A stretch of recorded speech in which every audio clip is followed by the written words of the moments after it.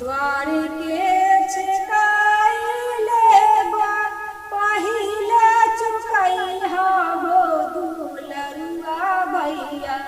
तब जइहा घर बाया पान हो दुलरुआ भैया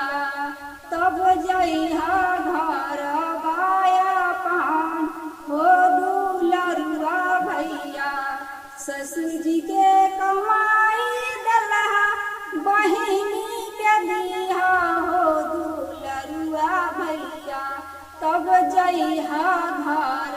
बाया पान हो दुलरुआ भैया साला जी के कमाई दलहा बहिनी के दिहा हो दुलरुआ भैया तब जइहा घर बाया पान हो दुलरुआ भैया बहुत दिन सहबैया असरा लगलिया हो दुलरुआ भैया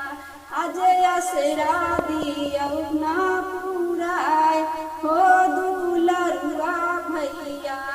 आज के रतिया भैया खुशिया मनबै हो दुलरुआ भैया आज असरा दियौ ना पुराय हो दुलरुआ भैया द्वार के